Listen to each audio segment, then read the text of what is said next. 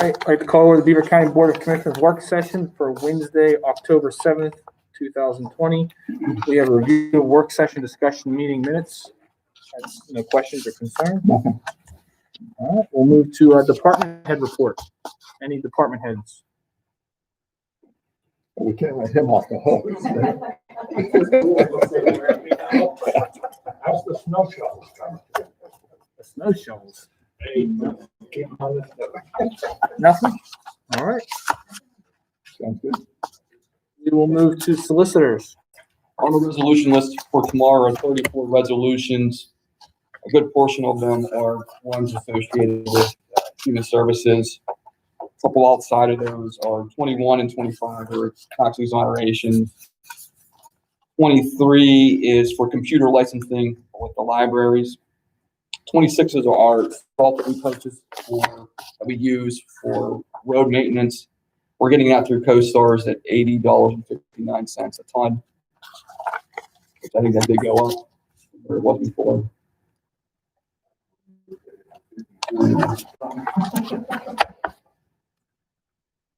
$32 is a commercial demolition for a building in Eastville. And then 34 is, it's an extension of a contract. It's for the bridge that is down in Charleston, the Brickyard Bridge. There's extending that contract. We'll be in executive session to discuss personal matters and I do have a couple of questions if you could look into them.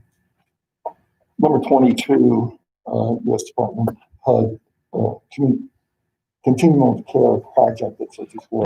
I'm not sure all the details of exactly what that project is. So if you can look into that. And there's another community development block grant 31 on any poverty. Looks like it's discretionary, $179,000. I just like to understand where that's going, how that's being distributed. If you guys can look into that, that'd be appreciated.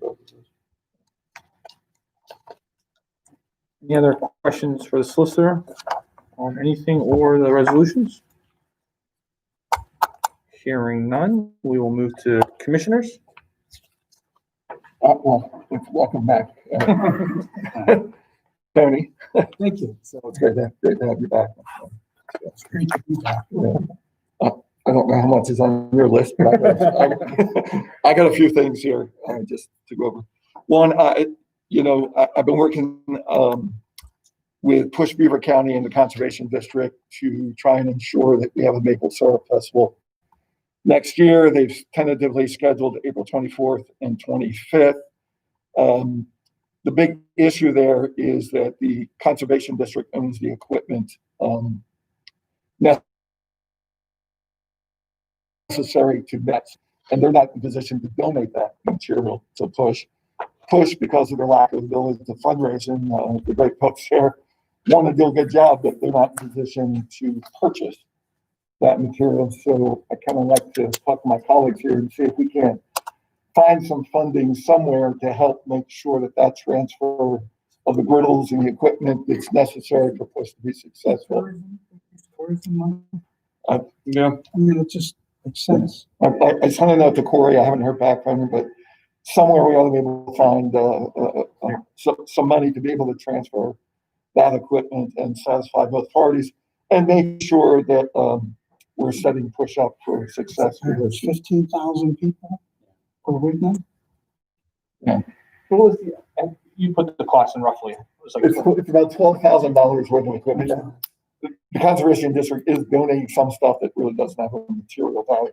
But what they're doing is they're auctioning off any equipment that isn't necessary for the core mission. And they have built that into their budget. The rest of the stuff's still going to be auctioned. Things like pickup trucks are no longer necessary, or some of the big collection kettles for the syrup, which of course doesn't plan on tapping trees anymore. So some of that stuff does have a market value. But things like the griddles and the stuff that was in the one building where they served the sandwiches and those kinds of stuff, all that stuff they want to be able to turn over to Push. But Fair market value been determined? well, they went through with the estimates from the auctioneer that looked at the inventory and the list there. So That's the approximate value. What is the lumber? We would, the water department, we would probably donate the money to push and they would then Then move they forward. would. That was my thinking as well, but Yeah. somehow give them the funding, then they'll be able to.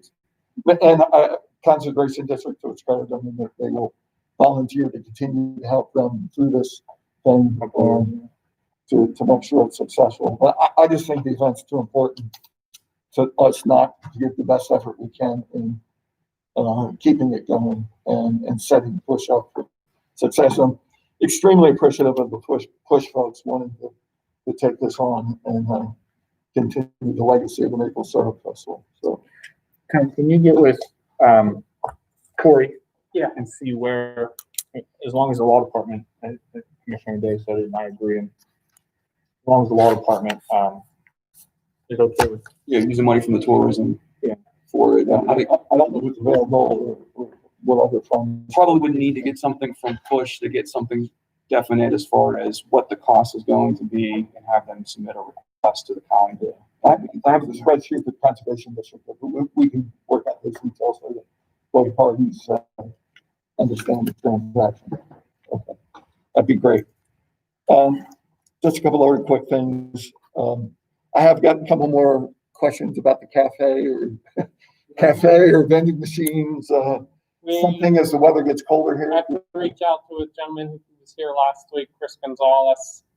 He's interested in furthering talks with taking over the cafe, so we'll get something set up hopefully late, maybe as soon as the law department's available. Make ourselves available. And or we can get something set up now. Yeah, I just think, with the temperature starting to change, it's, we're gonna hear more comments about the lack of one. We talked about window cleaning. I happened to be, in Athens restaurant, last week when the window cleaners from the Human Resources Building were in there taking a break. Are we going to clean the windows, in the courthouse here or not? Same people. Same people that were doing that building. We're going to the service building, yeah, I think that's what we're going to do. Is that the thing I saw for $3,200? Okay. Well, I noticed they just did the Human Resources Building. I know my windows have been cleaned for 280 days. That's how long I've been in office. So I don't know, with all the construction though, I don't want to waste money on cleaning windows and then have a bunch of dust and stuff just dirting right back up. So, whatever, but, we have a JLG out there that could easily do all three. But let's figure out if there's a way to clean the windows, because they're all in pretty bad shape, especially in the first floor.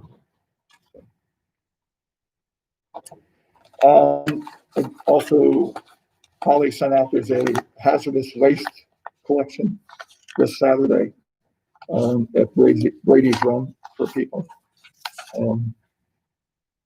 Advanced registration is required, but that is from 9 to 1 o'clock at Brady's Run. So people that have hazardous household waste. There's also another food distribution. I got another note from the Pittsburgh Food Bank. The Pathways Church in Chippewa from 11 to 1 p.m. is having another drive-through food distribution. Yeah, because there's a fee with that hazmat. I think there are fees, small fees for different stuff. They weigh batteries, overload size PDs. They weigh them. There are fees that are involved with that. So, We'll make you a copy of it. you can. And that's it. The only thing I have is just a small update, Tony gave me this morning for the, CARES, Small Business Nonprofit Awards. The first round looks like we're going to be awarding one $1,841,201.51 out to small businesses and nonprofits. There are still a few applications that are still being reviewed as they were turned in on time, but they were incomplete with some of the finances. So ZNA is still reviewing those. 110 total awards are going to be going out for small businesses and nonprofits. Pretty much every business who applied that showed a loss on their P&L from March to July, from 19 to 2020, that even received PPP loan from the federal government, as long as they still showed a loss with the PPP, they were going to be receiving some kind of award. But right now, that's the total. When do we think we'll be putting the list out? I'm preparing a transmittal for the controller's office. They did a good job of putting everything into their system, getting vendors ready. So we're at the point I got to prepare a transmittal for them to submit. And we'll be contacting all recipients later this week, as there is a grant certification and a DCD contract that needs to be signed. So we're going to forward that prior to them coming to pick them up, so they have a chance to review. I think the intention is that they would come in, pick up their check, and sign those two documents here at the courthouse. Yeah, they'll have the contract prior, so they have plenty of time to review. Is this something that will come in front of us in a public meeting when they sign it? Yes, and then what will happen is that once this list is finalized, they'll be approved, there'll be a resolution that's an approval for you guys to approve all of the amounts. Not 110. No, just be under one, just be under one. And then I think our plan was to publish that list on our website showing the businesses, each business has gotten what they received. Once the full thing is complete, I would assume we could get that list over to Kevin Tustick and put that list on there. Or do we have to wait until it's actually voted on before we put that list? You know, it's like one of those resolutions, as long as we pre-sign, Okay. as long as you're all right with it, we can then, is the thought, Tony, that within the next week or so, because we'll probably have this on the resolution list for the next meeting. Yeah, I would imagine we're going to start dispersing checks as soon as next week if possible. So it'll be on the resolution. Hopefully have But I think we just need one more pass to look at all of Yeah. this and make sure. I don't know, I've seen everything. Yeah. Complete, yeah. Up to date, Brian sent something yesterday and I'll forward it along to him. Okay. And I think the next step was the municipalities that we're gonna look, once we get past this wave, that will be the second. I don't have anything else. We'll move to other business. Hearing none. Audience participation. Matt? Yeah, two quick questions. Apparently there was a report out that the election's coming up, there could be some increased security. Number one, is that true? And number two, how's it gonna work? So at this time, we have been contacted from voters throughout Beaver County via email or telephone call that there's, of course, a fear of voter intimidation. I think that probably comes around every presidential election. We don't see it in the off seasons. But with the presidential election being so large and with the mail-in ballots, we met with the sheriff and Dorian Manditti yesterday, Director Manditti, to discuss the process of election day. Normally, we have 4 deputies that roam the county because it is their jurisdiction of the election precincts. It was agreed upon yesterday to put 8, double it. Ultimately, the municipalities also are on call if there's an emergency, but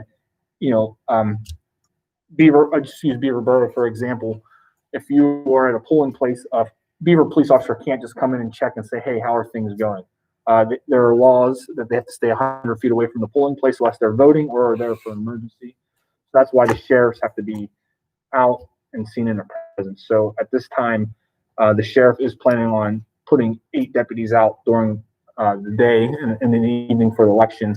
And of course, our municipalities are on alert just to be cautious of the claims that might be out there with voter intimidation. And also we are urging residents to wear their mask, practice social distancing. But as we said yesterday, you can't stop someone from going into the polling place to vote just because they're not wearing a mask. And we ask everyone to respect that and not confront somebody who doesn't have a mask. We don't want to see any disputes because there's somebody not wearing a mask in a voter place, and then the cops have to be called for that.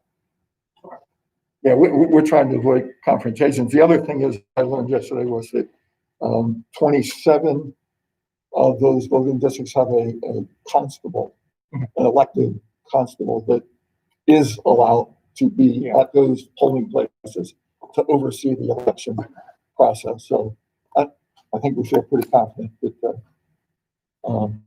things will go well. Trust the people who do the job. And touching base on the elections real quick, I was notified this morning that there has been a social media post, probably a few of them, of an incident, we'll say it happened yesterday in the elections office, where an individual came to drop off her ballot and her mother's ballot to drop it off. The law is very clear that you can only drop off your ballot. And that's one of the reasons why I think we don't have drop boxes, because the law is clear that you can only drop off your ballot. If there's no one manning a drop box, you could drop off 20 ballots. The claims are that the elections office doesn't know what they're doing because she's allowed to drop her mother's ballot off because she's may have health issues or disability issues that she can't come physically to the courthouse. I want to make it clear that when that individual left the courthouse yesterday, she was informed by the elections office that she had to file a waiver. Her mother or parent had to sign that waiver saying, I allow my child to drop this ballot off. I think the post was very misleading, saying she was not informed that when she left, but it is very clear that there was a mistake. She wasn't offered that at the time, but by the time she left the office, she had the waiver with her to be able to fill out and bring the ballot back in. So if there's any media attention on that, but when the person left the office, they knew the proper protocols that they could follow. Any other audience participation?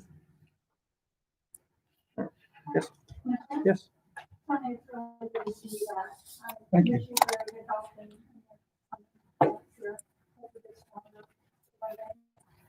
I called the office yesterday to get a copy of the resolution. Mhm.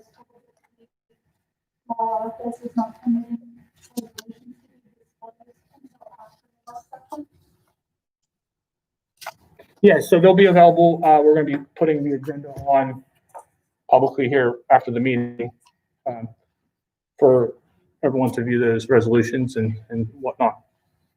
I would like the resolutions before the work session. Okay, at this time, we are not giving them out because when they were given out prior to the meeting, there was a leak of one of the resolutions that was eventually going to be pulled, but they had no knowledge of that, and it became a news story. So at this time, we are not going to be releasing any of the resolutions until they become public, which is after the meeting. Or before resolution, would you be able to discuss that at the meeting that it's being pulled to alleviate that? A lot of times with the resolutions, it's sort of a working form.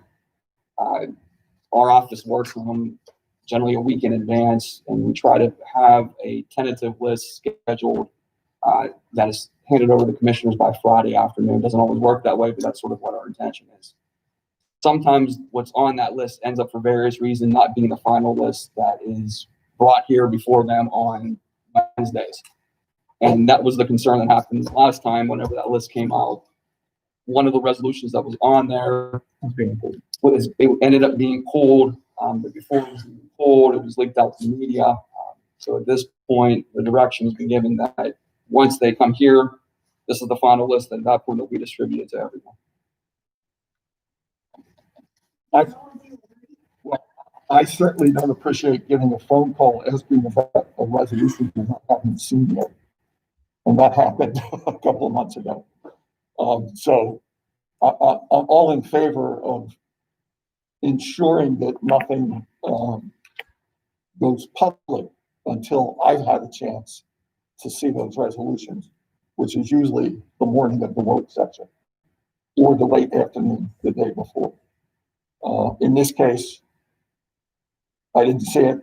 I got a phone call asking me about resolutions. And We were out of the office. here's where it is. I was out of the office already.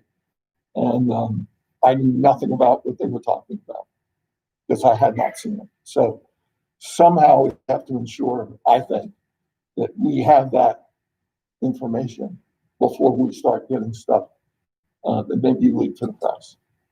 So, Well, the resolutions come from downstairs to you. I understand. So that leak is happening somewhere in that table. It is not. It is not. I don't see how that could have happened. Who else has the resolutions other than the law department and the commissioner's office? At that time, the controller had them. Not saying it was leaked from her office, but she was receiving them as well. So you're saying that if you did, I was the only one who had it and I leaked it? I take offense to that. That's fine. Because I got that conversation before I even had them. I'm, I take big offense to that. Thank you. at this time, we are keeping them until we review them and they become public. I have no idea where the leak came from. All I know was I didn't appreciate getting a phone call asking me about something that I had not read yet. That the recommendation from the law department was going to be to pull it. So, I just don't feel that that's a proper way for the transparency to the public to, because as you know, I like to review them before, especially for exonerations. To see what's going to happen within my office, I don't have them to review. So I would hope that you would reconsider that as part of the sunshine law to make that available to the public. I don't believe the sunshine law has anything to do with the these. We are voting on it. Yeah, and you will have them in the next half hour or so. I mean, and we have a public meeting here. It's really a matter of putting out accurate information, right? When a list of resolutions was being put out to you guys and to anybody really that ultimately isn't even being voted on, it's misinformation. So the way to provide more accurate information is to wait till after the work session when we know what the complete accurate list of resolutions to be voted on is. And that's, I mean, I think we both agree it's completely compliant with. If our law department advised this board that we're violating the sunshine law by not releasing these until the work session approving of them, then we would. Yeah, you're not. That's It's- no issue. This is almost the equivalency of a draft agenda. And you don't release draft agendas prior to, you can if you want, but there's no requirement that you have to. And this resolution list, until it comes here, is basically a draft resolution list after the work session. At that point, that's the official resolution list that's released out to everyone. So that way they know, here's what's going to be voted on tomorrow at the voting meeting. That could open a lot of questions on the meeting coming out. First time they read it. It's after the work sessions, any questions anybody has on any issue can be brought up on the meeting day. They can be brought up tomorrow at 10 a.m. You're correct, Mr. Wood. Tomorrow at 10 a.m., any questions of these 34 resolutions can be brought up tomorrow prior to voting. There's a section on there that says comments for agenda items only. Very true. Is that after you vote? No, it's prior. You were in this seat for 4 years. It's the third thing on the agenda. After we vote, we have comments on non-agenda items only. So. Any other audience participation? Controller Longo. I'd just like to note in public records that I was accused of leaking to the media. I went on record, I was not the one who did leak that. I have no problem with the resolution that you guys are doing. I'm good with that, that you guys can. The leak is in your office and accusing me of saying public it was not being offensive. Thank you very much. Noted for the public record, but I don't think anyone up here can accuse you of leaking it. The question brought to us by Treasurer Egley was, who else had the resolutions, and we simply answered that question. And prior to that, you said it wasn't anyone in your office. It could have been somebody else in your office. I don't know who had them in your office either. All we did was answer the question that Treasurer Egley asked us who else had them. No one accused you, but please have it for the public record that Controller Longo took offense to the comment of the answer to the question to Treasurer Egley. Anything else? We will move into executive session, not reconvene. Thank you.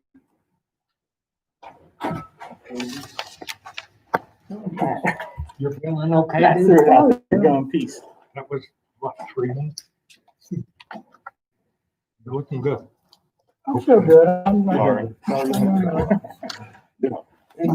understand her point. My point is, I don't want to be questioned before I go. So, do that with you earlier.